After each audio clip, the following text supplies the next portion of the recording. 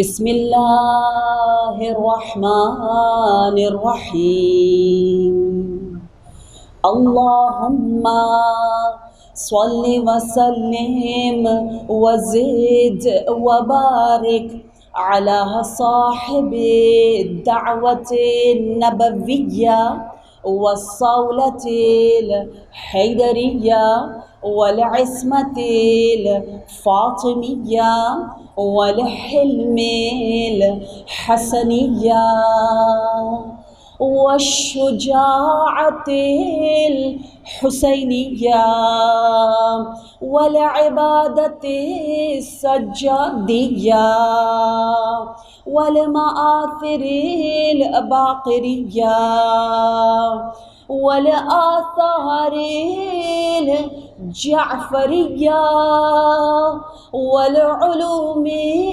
الکاظمیہ والحجج الرضویہ والجود التقویہ والنقاوة النقویہ والہیبة العسکریہ والغیبة الالہیہ صلوات. اما بعد فقد قال اللہ تبارک وتعالى في القرآن المجيد والفرقان الحميد وقوله الحق وهو أصدق الصادقين. أعوذ بالله من الشيطان الرجيم. يا أيها الذين آمنوا استجيبوا لله وللرسول إذا دعاكم لما يحييكم. صلوات. اللهم صل على محمد وآل محمد. شکر ہے رب ذوالجلال کا کہ جس نے ہمیں اس سال بھی محرم الحرام میں اس ماہ پرحرمت اور عظمت والے مہینے کا احترام کرنے کی توفیق دی اور ہم نے یہ سفر روحانی الحمدللہ شروع کر دیا ہے، جس کا معراج 40 کے دن، جس کا نور، جس کا کمال، جس کا اثر انشاءاللہ ہم سب اپنے وجود میں دیکھ سکتے ہیں. اور ہر روز ایک عمل، ایک عہد، ایک اپنی زندگی میں نور کا اضافہ، علم کا اضافہ کرنے کا ہم سب نے الحمدللہ ارادہ کر رکھا ہے. یقیناً مومنات وضو کے ساتھ، نور کے ساتھ رہتی ہیں. یقیناً ان دنوں میں محرم کہتے ہی وہ احترام ہمارے دلوں میں یہ پیغام آ جاتا ہے کہ عام دنوں کی طرح کثرت سے باتیں نہیں کرنی، کیونکہ مولا امیر المؤمنین نے بار بار اپنی کتاب نہج البلاغہ میں فرمایا کہ اذا تم العقل نقص الکلام. ہمیشہ کلام اور عقل میں اس انداز سے لنک رہا ہے، کنیکشن رہا ہے کہ جس کا جتنا کلام بولنے کا انداز اور معیار اونچا ہوگا، کیفیت والا کلام ہوگا، عقل اتنی زیادہ تمام ہوتی جائے.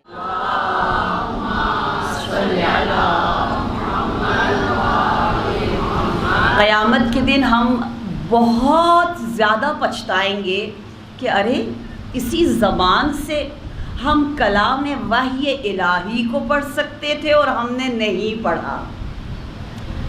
جب بھی شب عاشور کی باتیں ہوتی ہیں تو راویوں نے مقاتل میں یہی لکھا ہے کہ شب عاشور اصحاب، اعوان، تمام امام کے چاہنے والے، بنی ہاشم، عون و محمد جیسی شخصیات، سب کی زبان اقدس پر قرآن مجید کی تلاوت تھی. دویٌ کا دوی النحل، جیسے نحل ہوتا ہے نا، ہنی بی، شہد کی مکھی کے چھتے سے کیا آواز آتی ہے، اس طرح سے مناجات، قرآن، تلاوت، دعا، راز و نیاز کی آواز، یہ کربلا ہمیں سکھا رہا ہے انشاءاللہ کہ ہماری یہ زبان بھی کلام الہی کے نور کو حاصل کرنے میں استعمال ہوتی رہے. اس لیے قرآن کو قرآن کہا گیا ہے، یعنی وہ کتاب جو کثرت سے پڑھی جاتی ہے. قرآن قراءہ سے اگر اس کا روٹ ورڈ لیا جائے تو مجھے تو کبھی کبھی شرم آتی ہے، میں کہوں مجھے قرآن پاک دے دیجئے. قرآن مجھ سے کہے گا ارے راضیہ تو نے تو مجھے قرآن ہی نہیں سمجھا، تو مجھے بہت کم کھولتی اور مجھے قرآن کہہ رہی ہو. ذرا میرا نام لیتے ہوئے کچھ حیا اور احترام کرو. اگر مجھے قرآن کہنا ہے تو کثرت سے مجھے پڑھو اور اپنے دل میں اتارو. ماہ مبارک رمضان حقیقتاً وہ صوم، وہ صیام، وہ روزہ شکرانہ ہے. کس چیز کا؟ روزہ وسیلہ ہے، ہدف نہیں ہے. ہدف کیا ہے؟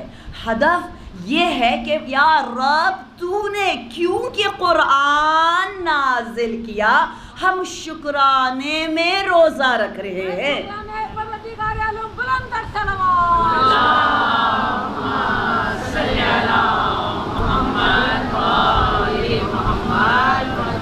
اور مجھے یقین ہے آپ لوگوں نے سورہ فجر کی تفسیر کئی مرتبہ زندگی میں کی ہوگی. سورہ حمد کی تفسیر سال میں 2 یا 3 مرتبہ ہر مومن کو ریوائیو کرنا چاہیے، اور آپ لوگ کرتے رہتے ہوں گے اور لذت لیتے ہوں گے اپنے سجدوں سے، نمازوں سے. ان ایام میں سورہ فجر کو اپنی 5 نمازوں میں ایک نماز میں ضرور شامل کیجئے گا، واجب نماز میں. اگر آپ کو یاد نہیں بھی ہے آپ سامنے اس مصحف شریف کو، کتاب الہی کو کھول کے رکھ سکتے ہیں اور تلاوت کر سکتے. اجازت ہے، ہاتھ میں بھی اٹھائیں تو نماز کی جو حالت ہے اس سے آپ خارج نہیں ہوتے، اور آپ ہاتھ میں بھی اٹھا سکتے ہیں. بھئی نماز باطل نہیں ہوتی، لیکن آسانی کے لیے آپ سامنے رکھ لیں اور آہستہ آہستہ آپ کو یاد ہو جائے گی.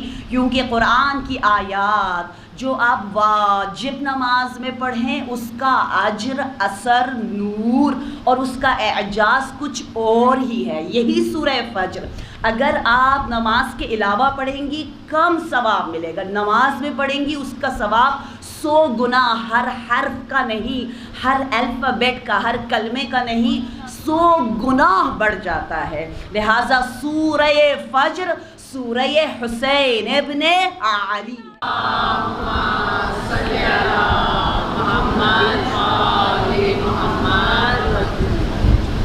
شہر مقدس قم میں رہتے ہوئے ہر روز کریمہ اہل بیت پر جانے کی حقیر کو جو توفیق ملتی ہے، اور کوشش یہی ہوتی ہے کہ ایک پارہ ہر روز ذریعہ مبارکہ کریمہ اہل بیت کے سامنے پڑھا جائے.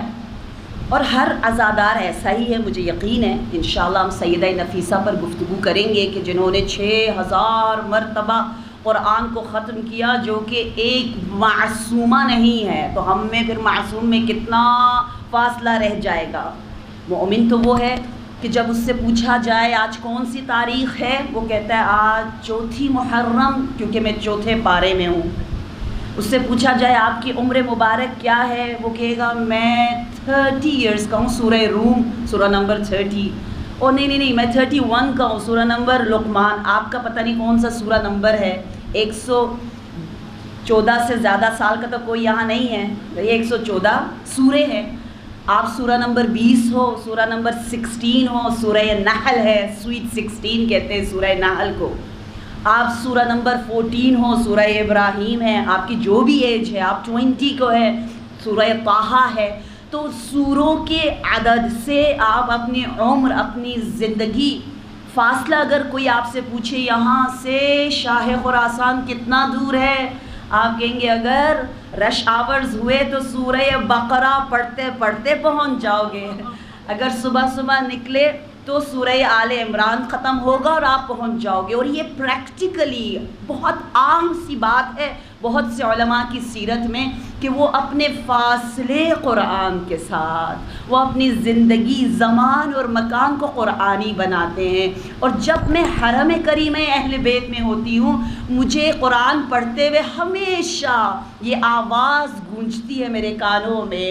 خاص طور پر جب میں مکی سورہ پڑھ رہی ہوں اور مکی سورہ میں سورہ توحید کی جب تلاوت کروں تو مجھے بنت فاطمہ بنت ختیجہ حضرت معصومہ قم کے حرم میں حضرت ختیجہ کی تلاوت کی آواز آتی ہے مکی سورہ. اور ہماری ماں ام البتول زوجۃ الرسول سیدۃ العفائف دائم الذکر الرسول ختیجۃ الکبریٰ سلام اللہ علیہ اللہم صلی علی محمد. اور وہ حدیث جو نور ہفتم باب الحوائج امام کاظم علیہ السلام ایک مرتبہ اصحاب کے درمیان تشریف فرما ہیں اور دیکھیں کیسے گفتگو ہوا کرتی تھی. آپ پوچھ رہے ہیں اپنے ایک صحابی سے کہ اے صحابی، بعض کتابوں میں لکھا ہے ان کا نام حفص تھا، بعض میں لکھا ہے حفص بھی بیٹھے ہوئے تھے اس اجتماع میں، کہ اے حفص کیا تم اس دنیا میں طول عمر کے ساتھ لمبی زندگی گزارنا چاہتے ہو؟ تو حفص نے جواب دیا جی اپنا رسول اللہ کیوں نہیں. تو کہا وجہ کیا ہے، علت کیا ہے، مقصد کیا ہے، ہدف کیا ہے، کاہے کو رہنا چاہتے ہو اس دنیا میں؟ تو جواب اس صحابی کا یہ تھا کہ اپنا رسول اللہ یا باب الحوائج مجھے سورہ توحید سے عشق ہے، محبت ہے. میں چاہتا ہوں میری عمر لمبی ہو اور میں کثرت سے سورہ توحید سورہ اخلاص کو پڑھوں. کتنی عجیب بات ہوئی نا. ہم میں سے کوئی پوچھے ہم کہیں گے پتہ نہیں اللہ جیتی رہوں مزے مزے کے کھانے کھاؤں یہ کروں وہ کروں آئی ڈونٹ نو یہ پسند ہے وہ پسند ہے. ہماری پسند کیا ہے؟ ہمارا محبوب کیا ہے؟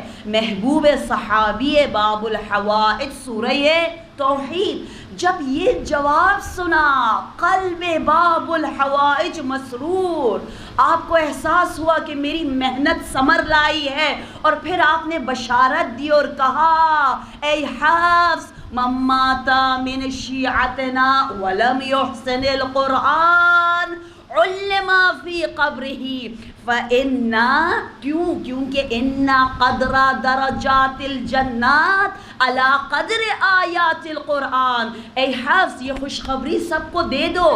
کیا ہے وہ خوشخبری؟ خوشخبری یہ ہے کہ ہمارے چاہنے والوں میں سے جو بھی اپنی زندگی میں اپنی بھرپور کوشش اس کلام پاک کو سمجھنے میں لگاتا رہے گا اور اس سعی و کوشش و جہاد میں اگر اس نے قرآن ختم نہ کیا، سمجھا نہیں، اور اسی سمجھنے کے دوران وہ مر جائے تو اس عمل کو عالم برزخ میں مکمل کیا جائے گا. علم فی قبر، عالم برزخ میں معلم قرآن کے بندوبست کی بشارت امام کاظم علیہ السلام دے رہے ہیں.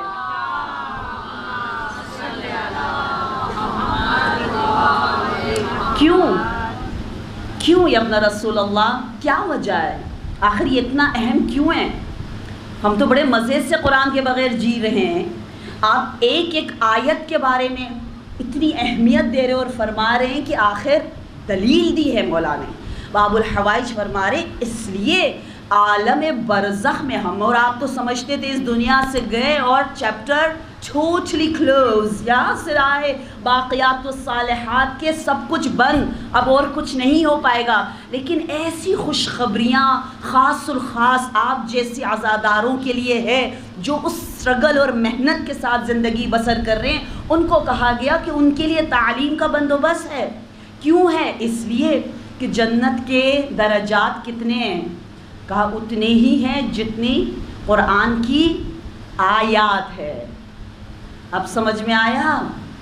ایک آیت صرف ایک آیت اگر آپ نے سمجھ لیا فار ایور، ابدیت سرمدیت، ہمیشہ کے لیے آپ کا ایک درجہ جنت میں بلند ہو سکتا ہے۔ میں نے بہت کم سنا ہے کہ ہم لوگ گفتگو کرتے ہیں آپس میں کہ فلاں جگہ عشرہ ہو رہا ہے، سرنامے کلام یہ آیت ہے اور اس آیت پہ گفتگو ہو رہی ہے، چلے جا کے دیکھیں کیا مطلب ہے، اس کا لنک کیا ہے، کیا ہو رہا ہے۔ اگر ابھی تک جتنی ہم نے عمر گزاری ہے تھوڑا سا ہم خیال کریں، ہم نے کچھ آیتیں ہر مجلس سے لی ہوتی تو ہمارے پاس ایک بہت بڑا خزانہ ہوتا نا۔ لہٰذا آیات کو معمولی نہ لیں۔ سورہ توحید یعنی سورہ علی، سورہ ولایت، سورہ امامت، اس لیے روایات میں ہے جو شخص کثرت سے سورہ توحید اس دنیا میں پڑھتا ہے، آپ جب تشریف لا رہے ہوں مجلس عزا کی جانب، آتے جاتے، ہو سکتا ہے میں گھر سے یہاں آئی 10 منٹ لگے، 10 منٹ بس میں ادھر ادھر دیکھتی رہی، پتہ نہیں موبائل میں کچھ دیکھتی رہی، میں نے مفت میں 10 منٹ کھو دیا، دے دیا۔ لیکن آپ جیسی ذہین مومنات نے کیا کیا، اس 10 منٹ سے بہت کچھ حاصل کیا، کتنے حسین حسین اللہ کی آیتوں کی تلاوت کی۔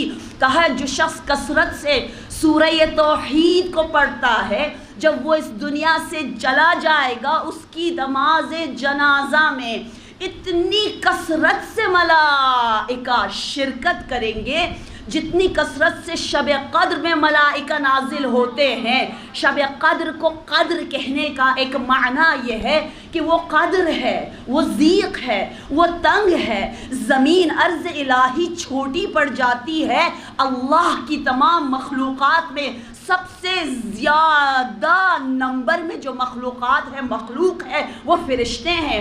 اتنے فرشتے نازل ہوتے ہیں کہ زمین تنگ ہو جاتی ہے۔ قاری سورہ توحید کی نماز جنازہ میں اتنے ہی فرشتے آتے ہیں کہ وہ کہتے ہیں یہ عرض الہی قاری توحید، قاری سورہ توحید جو کہ سورہ امام علی مرتضی۔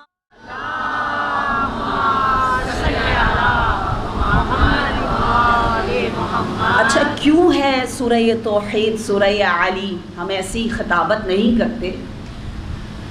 ایک ایک جملہ جو میں بول رہی ہوں، ایک ایک سیکنڈ جو ہم مل کے گزار رہے ہیں، اس کا بھرپور حساب دینا ہے۔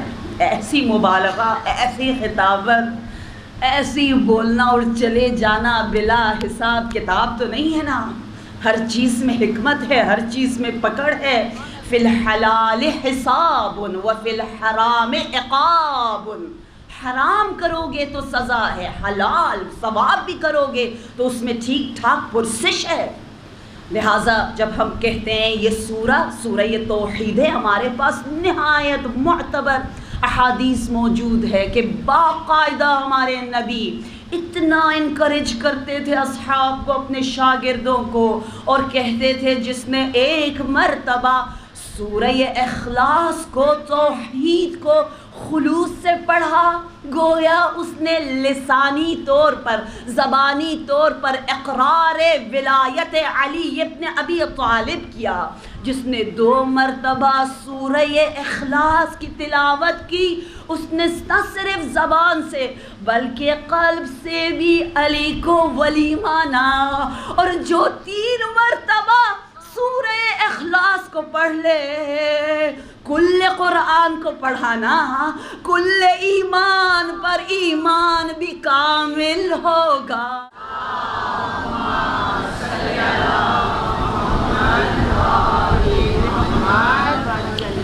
درود اور سلام ہو مدینہ کی ان گلیوں پر جہاں مولا الموحدین امام العارفین کے قدم اطہر، اور آپ جب بھی گزرتے اہل مدینہ دیکھتے علی کو تھے اور کہتے کیا تھے، یاد کرتے تھے اللہ کو۔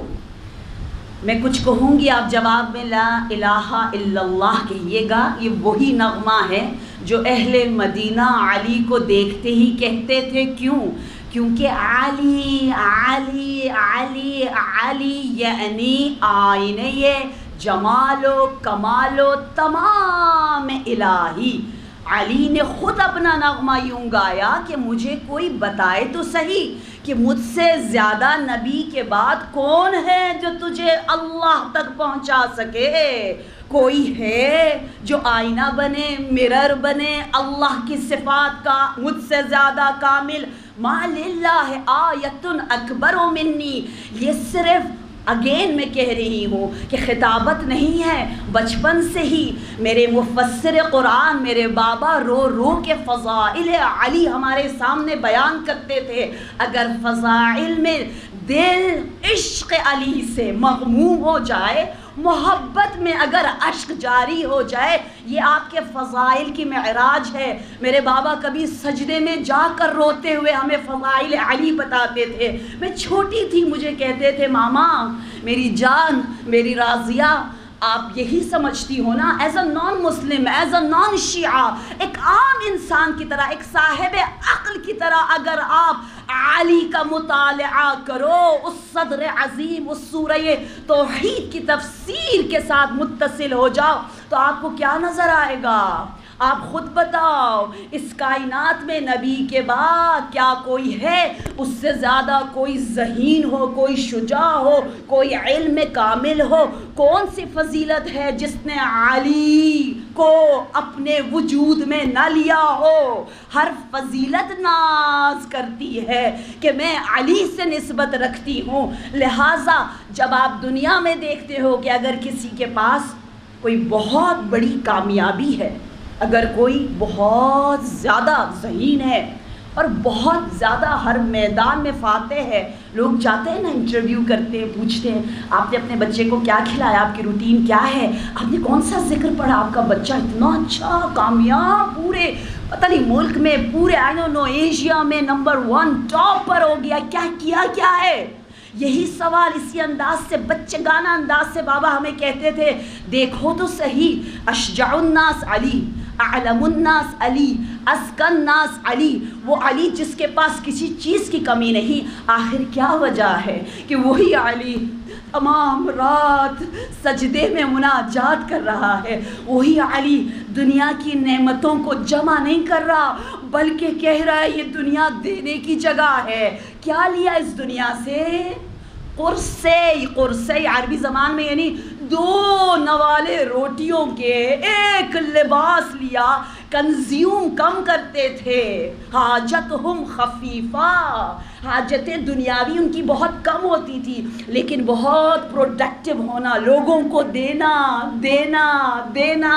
آج کل کا میڈیا ہمیں کہتا ہے کہ رکھو، خریدو، لیو، جمع کرو، ساری حماقتیں، جہالتیں ہمیں سکھائی جاتی ہیں، لیکن در علی نے، در زہرا نے ہمیں بتایا کہ اشجع الناس وہ ہے، اعقل الناس وہ ہے جو راتوں کو، دن کو، روزہ رات کو اس طرح سے قیام کرے۔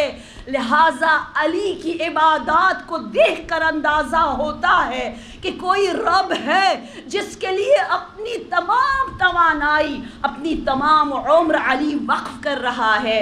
مدینہ کے لوگ جب علی کو دیکھتے تو کہتے تھے ما اشجع ھذا الفتى لا الہ الا اللہ، ما اکرم ھذا الفتى لا الہ الا اللہ، ما اعلم ھذا الفتى لا الہ الا اللہ، ما اکرم ھذا الفتى۔ شہر علی کی زیارت ہے ذکر توحید، لا الہ الا اللہ، اور پھر بے ساختہ سورہ توحید کی تلاوت کرتے تھے جب علی کی زیارت کرتے۔ یہ ہے وہ معنی توحید کامل۔ اس لیے ہم شیعہ اثنا عشری دامن علی، حب علی، عشق علی۔ آپ امام شافعی کو دیکھیں، امام شافعی کہتے ہیں حب علی، عشق علی میں مارے گئے ہیں، ان کی سزا موت کی یہی تھی۔ اور جو اشعار امام شافعی کہہ رہے ہیں وہ بھی یہی ہے کہ میں کیا کروں، میں کیسے اپنے آپ کو کنٹرول کروں۔ کہتے ہیں انا عبید للفتى، میں ایک جوان کا غلام ہوں، وہ جوان جس کے بارے میں حل عطا نازل ہوا الا متا اکتمہ الا متا، آخر کب تک میں چھپاتا رہوں اس جوان کے فضائل کو، اور وہ جوان وہ فتح لا فتح الا علی، لا سیف الا ذوالفقار۔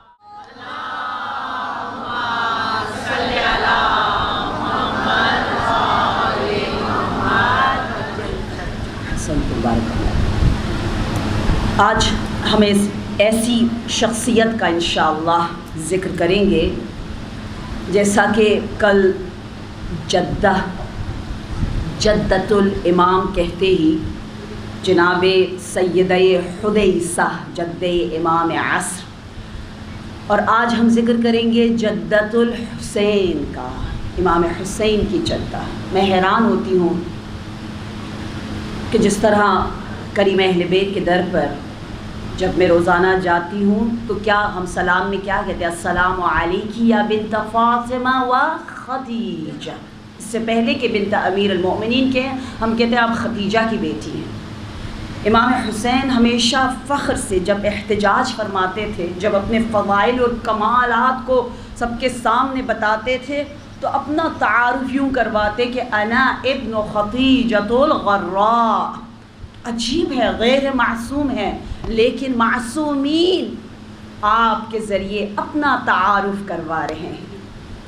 زوجۃ الرسول سیدۃ العفائف ام الصعالق جناب خدیجۃ الکبریٰ کو جب لوگ دیکھتے تو کہتے تھے، امام علی کو دیکھ کر بھی کہتے تھے لوگ مکہ میں کہ ھذا قرۃ عین خدیجہ، یہ علی خدیجہ کی آنکھوں کا ٹھنڈک ہے۔ اس لیے مولا علی نے جناب خدیجہ پر حسین اشعار کہے ہیں۔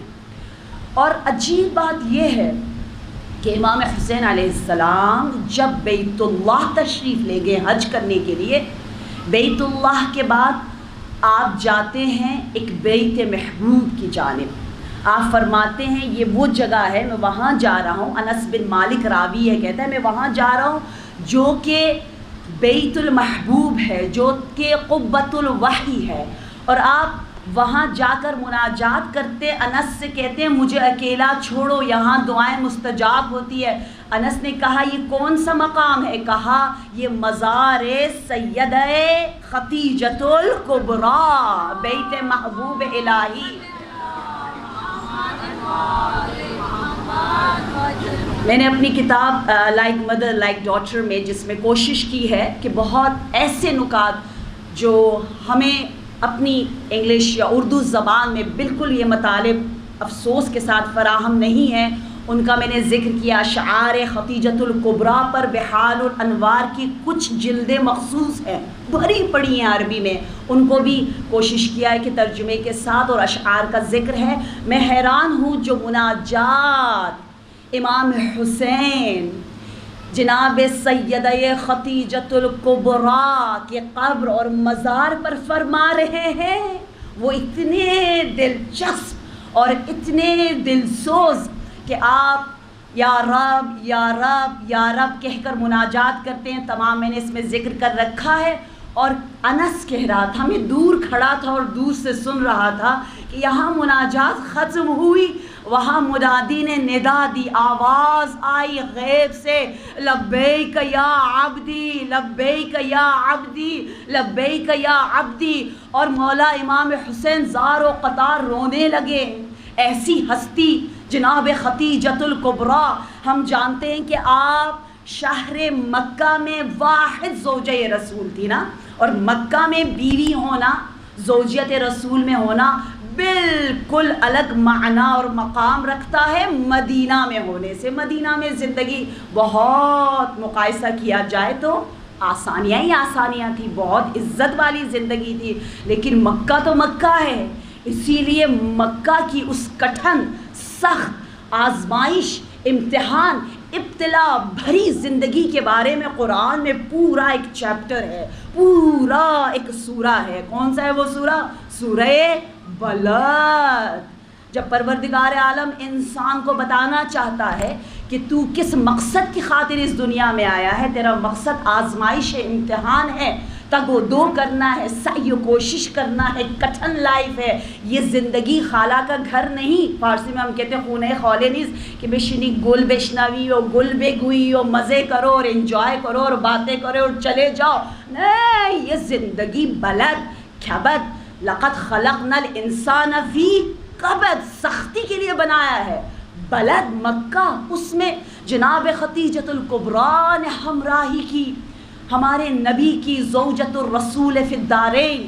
اور جب آپ جناب سارہ کی زندگی پڑھتے ہو، شیخ الانبیاء حضرت ابراہیم اور ان کی زوجہ حضرت سارہ، سید الانبیاء ہمارے نبی رحمت للعالمین اور ان کی زوجہ جناب خدیجۃ الکبریٰ، جناب سارہ اور خدیجۃ الکبریٰ بہت سی چیزوں میں آپس میں ان کی شباہتیں موجود ہے۔ روایات کے مطابق جناب سارہ اپنی عصر کی خواتین میں جمال میں بے مثال تھی، ان کا جمال بہت مشہور تھا۔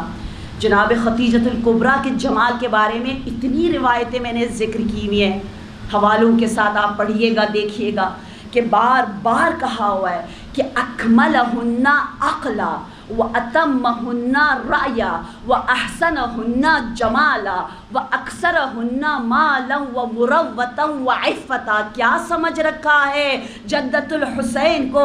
جدت الحسین کے نغمے ہمارے نبی گایا کرتے تھے۔ ظاہراً جسمی طور پر میری سیدہ خدیجہ مدینہ میں نہ تھی، لیکن دائم الذکر الرسول فی المدینہ بھی خدیجۃ الکبریٰ ہے۔ میں صحیح بخاری سے کہوں گی آپ کا شکریہ کہ آپ نے فضائل ام المؤمنین خدیجۃ الکبریٰ کو بڑی عدالت کے ساتھ بیان کیا ہے، تفصیل کے ساتھ بیان کیا ہے۔ آپ دیکھیں جناب عائشہ نے کیا کہا، اس طرح سے مدینہ میں نبی ذکر خدیجۃ الکبریٰ فرماتے تھے، لگتا ایسا تھا کأنّا لم یکن احد فی الدنیا الا خدیجہ، لگتا ہے کوئی اور تھا ہی نہیں اس دنیا میں سوائے خدیجہ کے۔ خدیجہ خدیجہ این مثل خدیجہ، خدیجہ خدیجہ آمنت بی حین کذبتم الناس، ولدت بی حین اقمتم وآمنت بی اذ کفرتم۔ عجیب فضائل خدیجہ، دائم الذکر نبی خدیجہ، اتنا پیار، اتنی عزت، لہذا جمال میں بے مثال، کمال میں بے مثال، عقل کامل ہے جناب خدیجہ کی۔ اور اولین مؤمنہ جناب شیخ الانبیاء کی خواتین میں جناب سارہ، اور مردوں میں حضرت لوط۔ اور اگر آپ مسجد الحرام تشریف لے جائیں، جب میں اپنی ٹینز میں پہلی مرتبہ حج کرنے گئی تو مجھے فوراً یہ کتاب میں نے اس وقت لکھی ہے جناب خدیجہ پر، اپنی ٹینز میں لکھی ہے، اور میں نے فوراً یاد کیا پورے حج کے دوران، خدا کی قسم، عظمت نساء، عورتوں کی شخصیت قرآن اور حدیث اور مناسک حج میں آپ کو اتنی قدرت کے ساتھ نظر آتا ہے، آپ حیران رہ جاتے ہو۔ کوئی نیگیٹیوٹی موجود ہے حج کے دوران؟ نہیں۔ آپ پتھر مار رہے ہو، یعنی ایک عورت نے شیطان کو مارا جناب ہاجرہ نے، آپ دوڑ رہے ہو سعی و صفا، یعنی ایک خاتون نے خوب زحمت کی نبی اللہ کے لیے، پازیٹیو۔ مسجد الحرام میں آئے، پہلی نماز جماعت تاریخ اسلام کے لیے ڈیمونسٹریٹ ہو رہی ہے، پیش کی جا رہی ہے، پہلی نماز جماعت، امام سید الانبیاء، معموم سید الائمہ، اور غیر معصوم میں واحد ہستی جو معموم بن رہی ہے، نماز جماعت پڑھ رہی ہے، وہ خدیجۃ الکبریٰ۔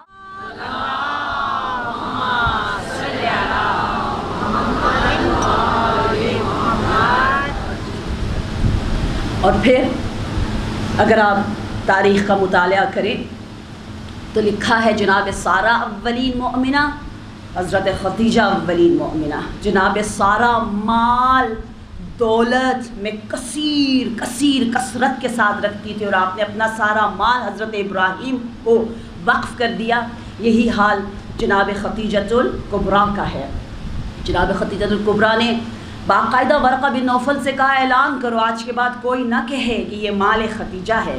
یہ بھی شرم احساس کرتی تھی، احساس حیا کرتی تھی، یہ میرا مال، یہ ہے کیا، میں نے اسلام کو دیا، یہ نہ کہو۔ کہو خدیجہ نے سب کچھ اسلام سے لیا دیا کچھ بھی نہیں، لیکن اس کے باوجود اخلاق نبوی دیکھے کہ نبی بار بار کہتے تھے یہ مال خدیجہ ہے. اور تمام ائمہ نے جب بھی احادیث نقل کی کہا بیت خدیجہ میں سورہ یاسین نازل ہوا، بیت خدیجہ سے نبی معراج پہ گئے، بیت خدیجہ میں بی بی فاطمہ کی ولادت ہوئی، بیت خدیجہ میں لیلۃ المبیت ہوا، بیت خدیجہ. یہ وہ حسین اخلاق نبوی اور معصومی ہے کہ بی بی نے کہا میرا ذکر نہ کرو، لیکن کیسا ذکر کیا جاتا ہے. جناب عائشہ کہتی ہیں کہ مدینہ میں ایک مرتبہ ہم سب بیٹھے ہوئے تھے، دق الباب ہوا اور ایک آواز آئی السلام علیکم، اذن دخول مانگ رہی تھی. نبی تشریف فرما تھے، ایک دم سے نبی منقلب ہو کر کہا اللہم ہذہ حالہ. نبی جو قلب عالم ملک و ملکوت ہے، نبی چھوٹی چھوٹی چیزوں سے جذبات میں نہیں آتے، نبی عقل کل، علم کل. آپ اگر آواز سن رہے ہیں اور کہہ رہے ہیں یہ تو حالہ ہے، یہ تو خدیجہ کی چھوٹی بہن ہے، یہ تو مجھے خدیجہ کی آواز آ گئی. کہتے ہیں تمام زوجات رسول حیران ہے کہ یا رسول اللہ آپ جیسی شخصیت خدیجہ کی ہم آواز کو سن کر اس طرح سے اپنے جذبات کا اظہار کر رہے ہیں. ایسی شخصیت ہے خدیجۃ الکبریٰ. کبھی آپ نے فراموش نہ کیا چھوٹے چھوٹے احسانات کو بھی یاد رکھنا، مشکور ہونا. گریٹیٹیوڈ آج کل کتنا زیادہ کامن ہوتا جا رہا ہے.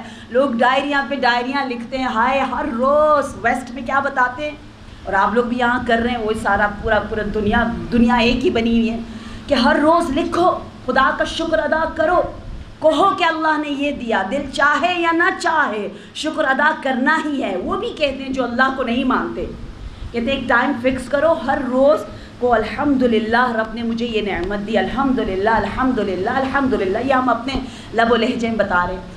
میں نے پوچھا وہاں کے ایکسپرٹ سے کہ اگر کبھی دل نہیں چاہ رہا، ہم فیل نہیں کر رہے، ہمیں احساس نہیں ہو رہا، بس دل نہیں چاہ رہا، نہیں لکھیں گے، نہیں کہیں گے تھینک یو. کہا نہیں، پھر بھی کہنا ہے، اثر ہوتا ہے. وہ یہی کہتے ہیں. اور جب ہم اپنے بچوں سے کہتے ہیں دل نہ بھی چاہ رہا ہو نماز پڑھنی ہے، اور نماز میں جو سورہ حمد ہے وہ سورہ شکر ہے. ہر نماز میں شکر واجب ہے کرنا، دل چاہے یا نہ چاہے. یہ ہے اتنا پیارا اجبار ہے کہ اس اجبار پر ہم رب کا شکر ادا کرتے ہیں. اس کے فوائد اب ویسٹ بتا رہی ہے، سائنس بتا رہی ہے کہ کتنا آپ کا امیون سسٹم بڑھتا ہے، کتنی آپ کی میموری طاقت بڑھتی ہے، کتنا آپ حسین خوبصورت مثبت تمام انرجیز کو اپنی طرف جذب کرتے ہو. بے شک آپ کا دل نہ بھی چاہے، آپ کا زبان بھی اگر لقلقے زبانی ہو، پھر بھی اس کا اثر ہے، کیونکہ کلام معجزہ کرتا ہے.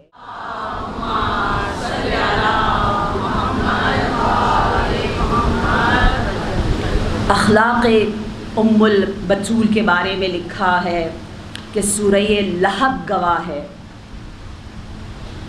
کہ ہمسائے زوجہ رسول ام العفائف اتنی بد اخلاق ترین خاتون مکہ میں، زوجہ لہب ہر روز اپنی طرف سے تمام قبیح زشت رذائل کو اپنے بطن سے باہر نکال کر، دہن سے نکال کر بی بی خدیجہ کی طرف کیا کیا نسبتیں دیتی تھی.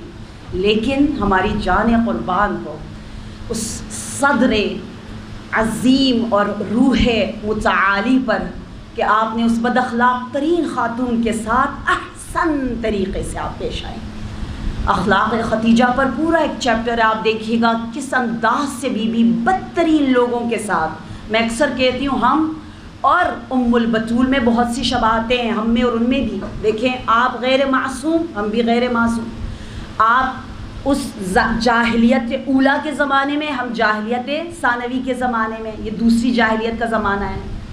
آپ پر بھی معاشرے کا بہت دباؤ تھا، آپ کی چوائس کو لوگوں نے پسند نہیں کیا، نہ آپ کو بہت تنہا چھوڑا، یہاں پر بھی جتنا انسان باحیا، باعلم، بانور ہوتا ہے لوگ پسند نہیں کرتے، نہ کریں. اور آپ انتظار کر رہی تھی آخری نبی کا، اور ہم انتظار کر رہے ہیں آخری امام کا.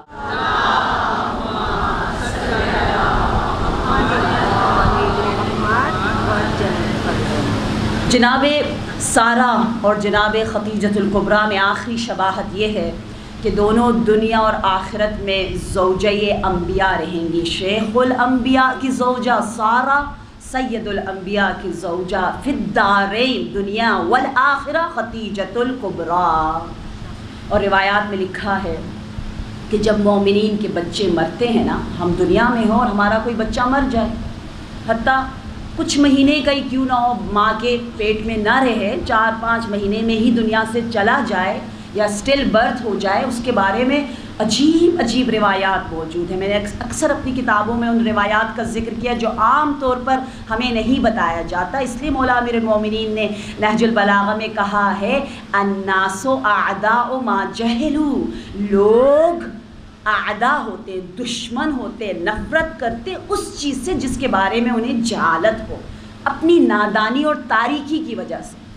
مجھے کبھی کبھی کوئی شخص دشمن لگتا ہے، میں کہتی ہوں ہائے ہائے یہ بہت بری، یہ بہت برا، اس نے میرے ساتھ یہ کیا، اس نے میرے ساتھ وہ کیا. کیوں؟ کیونکہ میں جاہل ہوں، تاریکی میں ہوں، مجھے مشکلات مشکل لگتی ہیں، میں سٹریس لے لیتی ہوں کیونکہ میں ظلمت میں ہوں. جیسے اگر کوئی لکڑی ہے آپ کو نہیں پتہ اور آپ اندھیرے میں کوئی آپ کو کہہ دے گی یہ سانپ ہے، آپ ڈرتی رہیں گی، جیسے آپ لائٹ آن کریں گے آپ کو پتہ چلے گا ارے ارے یہ تو کچھ نہیں تھا، میں تو ایسی ڈرتی رہی.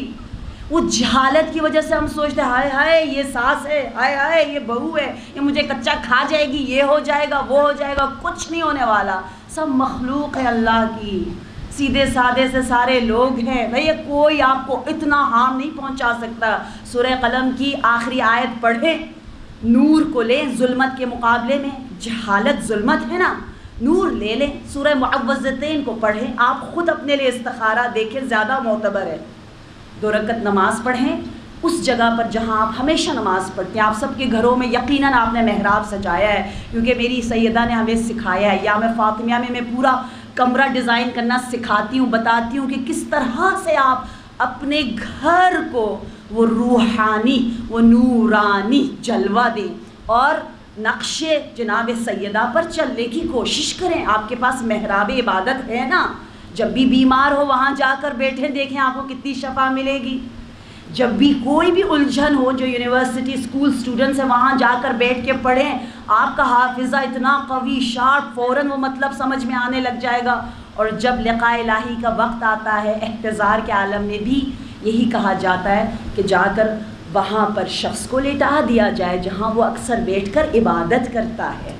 لہٰذا وہ محراب بہت ضروری ہے ہماری زندگیوں میں ہو. اگر وہ محراب ہو تو ہم انشاءاللہ اپنی زندگیوں میں کمفرٹ، ایز لے کر آ سکتے ہیں. تو یہ جہالت ہے جو زندگی میں مشکلات لے کر آتی ہے. جب بچہ مرتا ہے مؤمنین کا تو عالم برزخ میں اعلان ہوتا ہے، منادی ندا دیتا ہے الا ان ماتا فلاں ابن فلاں، فلاں ابن فلاں کا بچہ مر گیا ہے. اور فوراً اس وقت اس بچے کو لے جایا جاتا ہے ایسے قصر میں، قصر محل. وہ محل ایک گیلیکسی کے برابر ہے. اس محل کا بادشاہ کون ہے؟ شیخ الانبیاء حضرت ابراہیم. اور ان کی کفالت میں اس بچے کو ڈال دیا جاتا ہے جہاں آسارہ بھی ہے اور حضرت ابراہیم بھی ہے.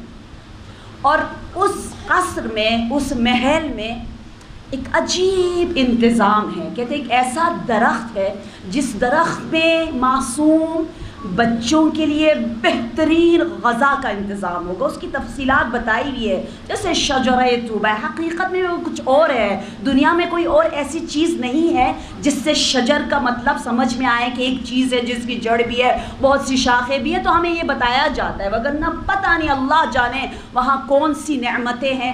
تو ان نعمتوں کے ذریعے بچوں کو غذا دی جائے گی، وہ حسین سے حسین تر اور صحت مند سے صحت مند تر ہوں گے۔ اور اگر والدین اور بھی زیادہ نیک ہوئے، مؤمنین ہیں، متقی ہیں، باعمل ہے، تو روایات میں لکھا ہے، ہضم نہیں ہوتا، لکھا ہے نہ صرف جناب آسیہ ان کی کفالت کر رہی ہوں گی، بلکہ دختر ختیجہ فاطمۃ الزہرا بھی۔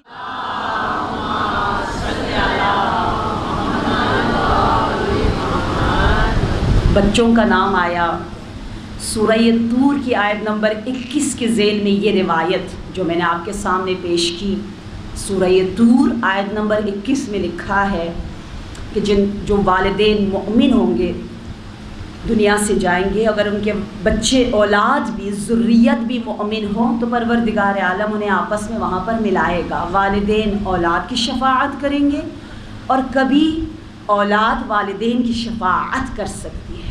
جیسے دنیا میں والدین خوش اخلاق ہوتے ہیں، سخی ہوتے ہیں تو بچے بھی سخی ہوتے ہیں، خوبصورت ہوتے ہیں تو بچے خوبصورت ہوتے ہیں، مالدار ہوتے ہیں تو بچے مالدار ہو جاتے ہیں۔ دنیا میں جو فائدے ملتے ہیں یہ فائدہ صرف دنیا کی حد تک نہیں ہے، اگر وہ نور ایمانی ہو تو آخرت میں بھی ملتا ہے۔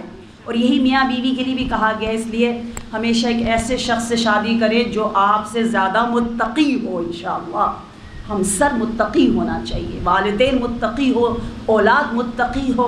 اگر اولاد متقی ہے اور والدین متقی ہے اور کسی کا درجہ دوسرے سے بالا تر کم تر ہے تو وہ ایک دوسرے کی شفاعت کریں گے۔ سورہ طور آیت نمبر 21 کے ذیل میں یہ روایت ہے، اور یہ اسلام ہے جو اتنا خیال رکھ رہا ہے۔ روایت یوں ادامہ دیتی ہے، سلسلہ یوں جاری ہے کہ وہ والدین جب مریں گے، عالم یوم القیامہ آئے گا تو پروردگار عالم ان بچوں کو جو اتنے حسین بڑے خوبصورت ہو چکے ہوں گے انہیں حلۂ بہشتی پہنانے کا حکم دیں گے، اور وہ حلۂ بہشتی کے ساتھ طیب و جنت و روح و ریحان بہشتی کے ساتھ ان کے سروں پر ملوک الجنہ، جنت میں بھی کچھ لوگ کنگز ہوں گے، ان کے سر پر وہ تاج ہوگا۔ اس انداز سے وہ اپنے والدین کو جنت کی طرف لے کر جائیں گے۔ یہ اسلام ہے، اتنا خیال رکھا ہے ماں کا کہ ماں کا اگر بچہ گر گیا، مر گیا، اسے تسلی دی، اس سے کہا کہ اے ماں پریشان نہ ہو، وہاں خدیجۃ الکبریٰ ہے، وہاں سارہ ہے، وہاں فاطمہ ہے۔ عزادارو، آج جناب فاطمہ خاص طور پر جنت سے رومال لیے اپنے کنیزوں کے اشکوں کو جمع کرنے آئی ہیں۔ سال بھر انتظار رہتا ہے نا اس دن کا۔ آج ام المصائب کا دن ہے، بنت زہرا کی قربانی کا دن ہے۔ آج عون و محمد جیسے دو کلیوں کا ذکر کرنا ہے۔ آج اگر آوازیں ہماری بلند نہ ہوئی، اگر ہم نے نجوہ نہ کیا، شاید قلب زہرا ہم سے مغموم ہو جائے، پھر یہ آواز کس کام آئے گی؟ نہ جانے اگلے سال پھر اون و محمد پہ رونا نصیب ہوگا یا نہیں ہوگا۔ اے عزادارو، ذرا سوچو تو صحیح، اس حیائے زینب کو، اس غیرت زینب کو، میں کہتی ہوں یہ غیرت، یہ حیا، یہ احترام، یہ شرم بہن بھائی دونوں میں تھا۔ بھائی کے لیے یہ مشکل ہے کہ بہن کی تمام اس آغوش کو کس طرح سے میں اجاڑوں، اور بہن شرمندہ ہے کہ میرے پاس کڑیل جواں علی اکبر جیسی قربانی نہیں ہے۔ ہر طرف سے شرمندگی ہی شرمندگی ہے، ہر کوئی اپنی طرف سے بہترین کر بھی رہا ہے، لیکن نظریں جھکی ہوئی ہیں، نہ بہن بھائی کی طرف دیکھ رہا ہے، نہ بھائی بہن کی طرف۔ اللہ اکبر، عجیب حیا کا ماحول ہے۔ شب عاشور شب عبادت ہے۔ زینب کبریٰ کی سب سے بڑی عبادت یہ ہے کہ قرآن اور نماز کے ساتھ ساتھ اپنے مجاہدوں کو تیار کرے۔ ہائے ان حسین نورانی نواسے حضرت زہرا، خوشبو یہ فاطمہ اون و محمد سے آتی ہے۔ زینب سونگ رہی ہے اپنے بچوں کو، کبھی اون کے سینے کو سونگ کر کہتی ہے کل مجھے یہاں سے شہادت کے خون کی خوشبو آنی چاہیے، کبھی اون کے ہاتھوں کو چوم کر کہہ رہی ہے اے جعفر طیار کے نواسے، کل ان ہاتھوں سے شہادت کا جام نوش کرنا ہے۔ آزادارو، باقاعدہ روایت میں لکھا ہے کہ زینب کبریٰ نے بچوں کے سروں پر کنگھی پھیری، صندوق جو تبرکات کا تھا اس کو کھولا، ایک عمامہ جعفر طیار کا نکالا، دوسرا حیدر کرار کا، ایک پر جعفر طیار کا عمامہ، دوسرے پر حیدر کرار کا۔ سر تپا حسرت سے دیکھتی رہی، ملائکہ وہ منظر دیکھ کر حیران ہے۔ اللہ اکبر، جس کو جیسی توفیق ہو رہی ہے، کچھ میں دیکھ رہی ہوں سینہ پیٹ رہے ہیں، کچھ سروں کو پیٹ رہے ہیں، نہ جانے آپ کے کنارے کہیں حضرت زینب بیٹی آپ سے پرسہ قبول کر رہی ہے، کہیں مادر زینب بیٹی کہہ رہی ہے ہاں رو لو میری بچی کے لیے، جو اپنے بچوں پر کربلا میں نہ روئی، 4 محرم کو زینب نہ روئی، 9 محرم کو زینب نہ روئی، عاشور کے دن بھی زینب نہ روئی۔ اے عزادارو، زینب کبریٰ نے عاشور کے دن کیا دیکھا؟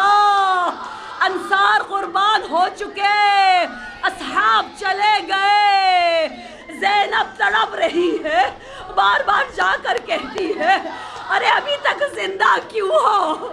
یہ لو تلواریں، جا کر اپنے ماموں سے اذن جہاد لے لو،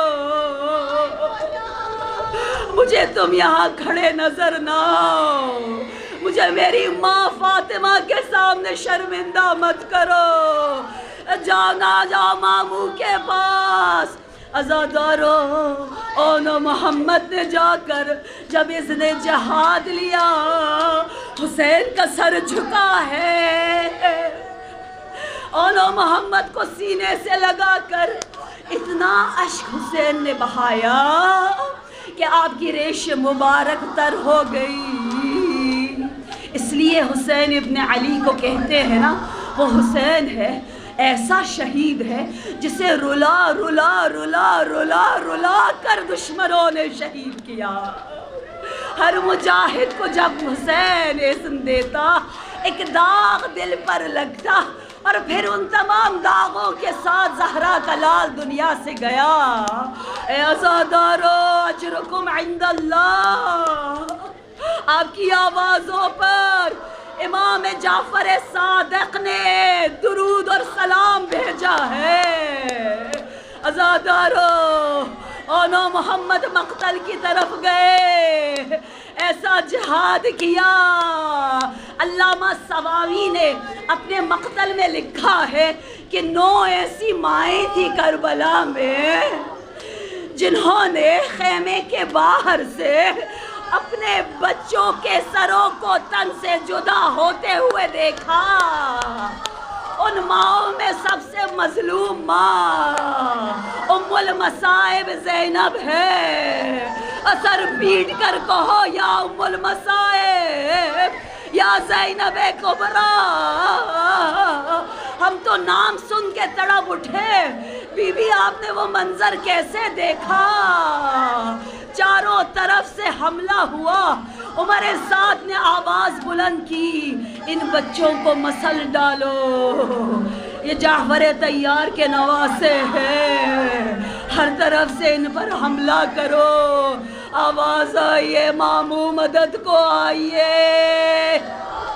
ہائے حسین، ہائے میرے امام کی غیرت، ہائے بہن سے شرمندہ ہونے والا مولا، ہائے وطر الموتود، دو لاشوں کو لے کر آئے، خیمے میں لٹایا، ایک طرف عون ایک طرف محمد، بیچ میں حسین خود لیٹ گئے، اپنا رخسار عون پر رکھا اور کبھی ایک رخسار محمد کی طرف رکھتے اور کہا اے فضہ ذرا میری بہن زینب کو تو بلاؤ، زینب کہاں ہے؟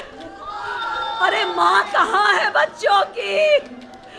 زینب پشت خیمہ سجدہ خالق میں رب کا شکر ادا کر رہی ہے، میں بھائی پر نظر نہ رکھاؤں گی، میرا بھائی شرمندہ نہ ہو، میں روؤں گی نہیں، میں رب کا شکر ادا کر رہی ہوں، اے رب میری قربانی کو قبول